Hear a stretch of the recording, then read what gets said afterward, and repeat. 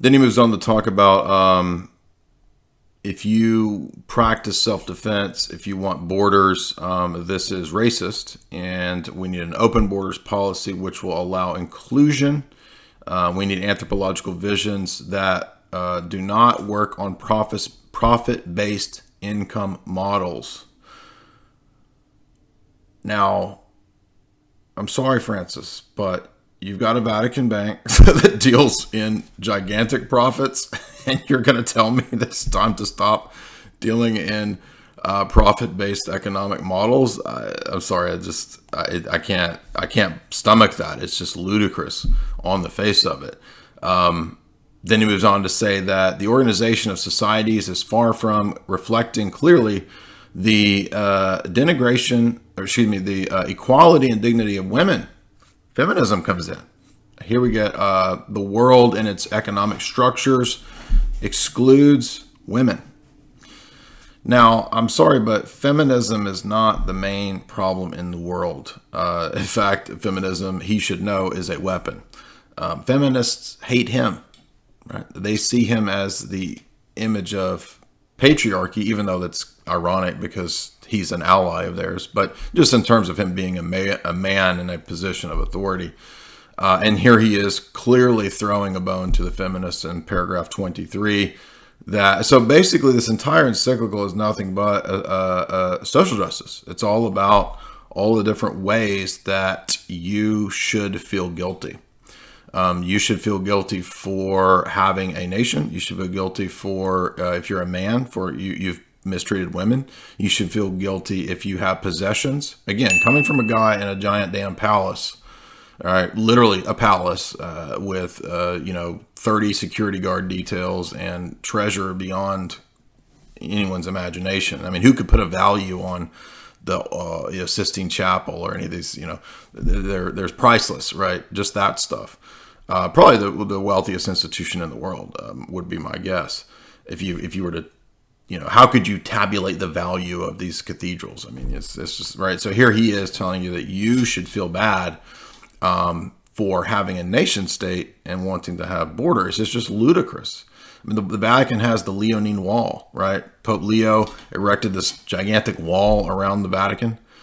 It's still there, right? Not the entire wall, but the Leonine Wall is, you can see a big, gigantic, I don't know, it looks like it's 50 feet tall, right? It's like, I mean, he's got Swiss Guard, he's got 30 security Secret Service guys around him, and he's going to tell us that we should feel bad for what he calls a culture of walls, building a culture of walls. And what he's done in this whole thing here is take Francis of Assisi and turn him into this model of like social justice. And that's not what Francis of Assisi did. I don't even care about Francis of Assisi, but it's not even true to Francis of Assisi. Like he didn't go over there to tear down cultural walls. He went to convert Muslims. It's just ludicrous. I mean, here's the Leonine Wall around the Vatican. And this is the guy, look, you think you could scale that?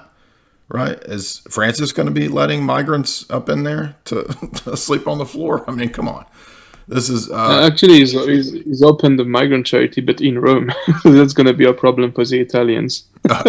not in Vatican City, of course. Yeah. And this is where he gets really hypocritical when he comes into the section about migrants and xenophobia.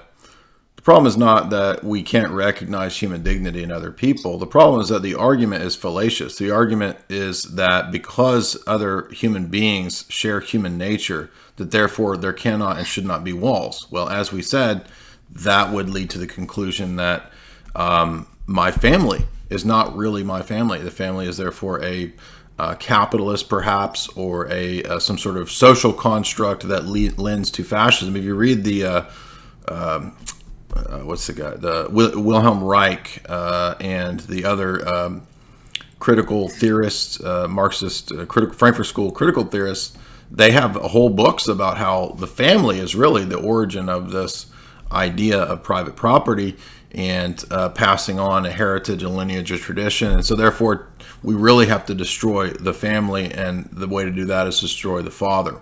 So, I mean, Francis is just completely on board with the presuppositions of the Frankfurt School Marxists here, which is just kind of, I mean, to me, it's not mind-blowing because the Vatican has been doing this for a long time. The Vatican has a millennia of innovating, so it's not surprising that they've just innovated to the point of basically being Frankfurt School Marxists, critical theorists, pointing out that that to have a notion of illegal immigration, he says, is dehumanizing. So does Francis realize that all of these other countries that he's allied with have really strict immigration? I mean, is he going to apply that to China? I mean, China has, I'm pretty sure, pretty strict immigration policies. I mean, is Saudi Arabia also under this condemnation of Francis for retaining and having board? I mean, it's just ludicrous, right? It's obviously only directed at like the West, perhaps America. And I would share a lot of these critiques of America, by the way, when it comes to international capitalism, but not on the bases that Francis has. He goes on then to say that if you talk about fake news, quote unquote, you're spreading hate. Well, we know who that's directed against, right? That one's not hard to figure out. But actually, it's not magisterial. It's not magisterial. Don't worry. It's just the Pope giving his private opinion to the whole church in an encyclical. So they would say, oh, actually, the fact that it's an encyclical doesn't mean that it's magisterium. It's just private thoughts. That's actually not true, by the way. We should mention that that's actually not true. An encyclical actually does fall under the ordinary teaching office of the Pope. Now, it's true that there could be within the encyclical different areas that it touches on that are different levels of Catholic authority, so-called. But it doesn't matter that there's those levels of authority even within the encyclical, because as a Catholic, you are still bound to submit to the ordinary teaching authority. Even if it's not universal ordinary magisterium, it's still ordinary magisterium, and you're bound to submit with docility, even if you have reservations about areas or parts of the doctrine. It doesn't matter. You can have personal, private disagreements all you want. You must submit with docility. And this is what the trads have forgotten. I thought that the office of the papacy was supposed to solve all of these basic moral quandaries. And here we have this encyclical that has completely divided the Roman Catholic world. Probably right down the middle. Exactly. Yes. So the next thing I noticed was he says, well, we are a human family. This is right before he begins chapter 1. He says, and since we are all fellow travelers that share the same flesh, we are all children of the same earth, which is our common home, regardless of anybody's beliefs and convictions. Now, that's also not true, right? So he's setting the stage for his next section after chapter 1, which will be no borders, no walls. And he sets the stage by the phrase fellow travelers. If you know the history of Marxism, that's a Marxist phrase. I'm not saying that everyone who used that phrase is a Marxist. Obviously, it's entered into the common parlance. But fellow traveler is a phrase that Marxists would use to identify one another at times. And he also says, oh, we all have the same earth and the same common heritage. No, we don't. In fact, what does Christ say? That the wicked will be removed from the earth and the meek will inherit the earth. So we do not all have the same telos, the same end goal. But if you believe that Jesus was a social reformer and a social liberal of sorts, then you would think that we, are all socialists, basically. It's a form of kind of watered down Christian socialism, which is what I see here. And by the way, my goal here is not to promote monopoly capitalism. As you know, I don't buy into any of these modern systems, but the phraseology and the argumentation of this encyclical is pretty striking. I mean, it went further than I expected. What do you think?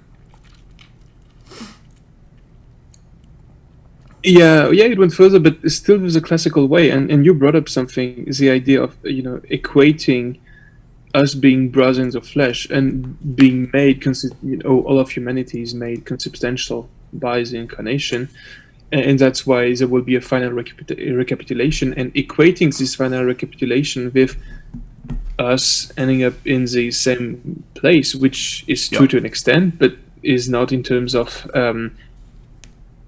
salvation.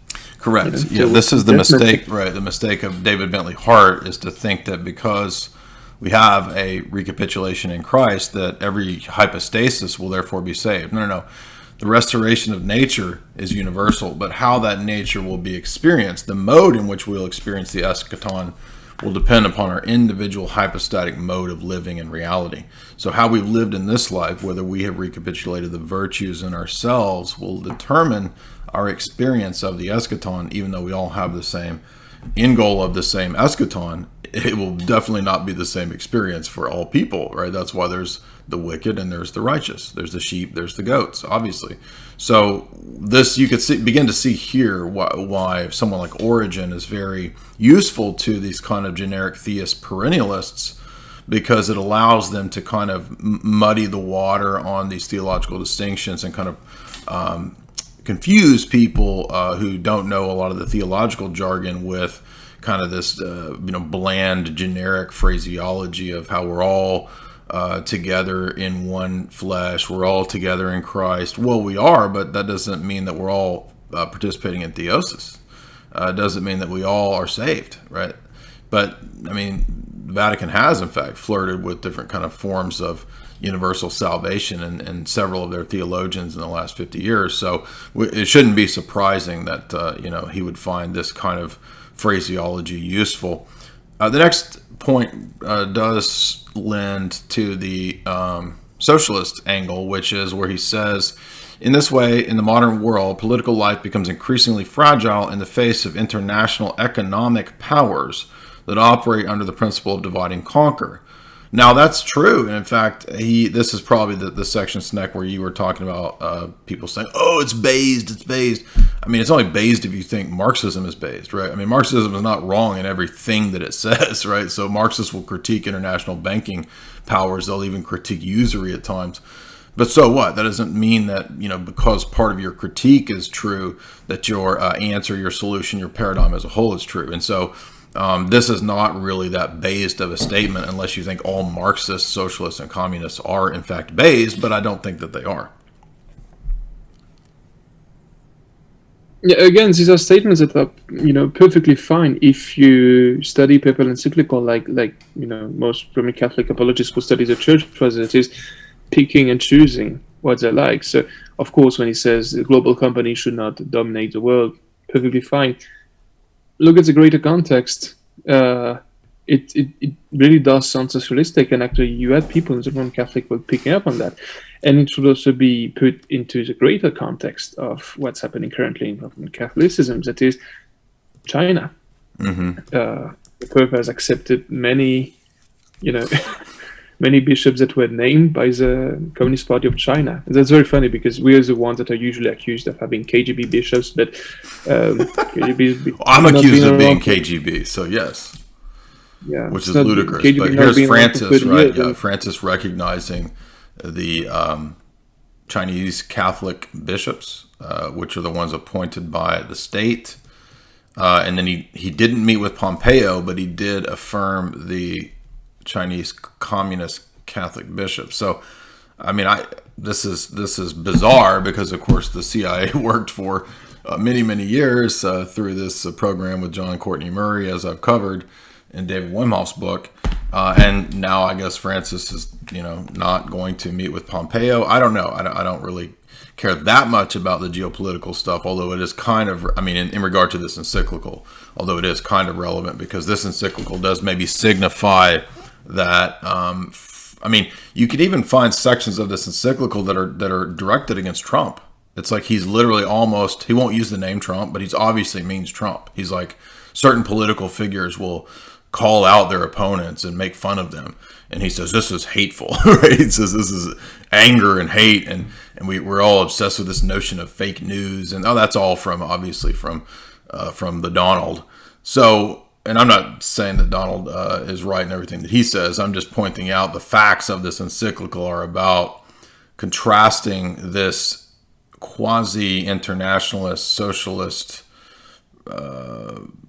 whatever it is, quote, humanitarianism to international finance, money, And I'm sorry, but I can't take this seriously from any entity like the Vatican that has a gigantic usury-based international money institution known as the Vatican Bank. Francis, if you're going to tell me about getting rid of international money lending operations while you have a gigantic money lending institution known as the Vatican Bank, and in fact the papacy has reversed its position on usury in the Middle Ages, as is well known, as Hoffman showed in his book. I mean, let's just go to these classic cases, right? Roberto Calvi, David Yallop's book. I'll be covering these soon, by the way.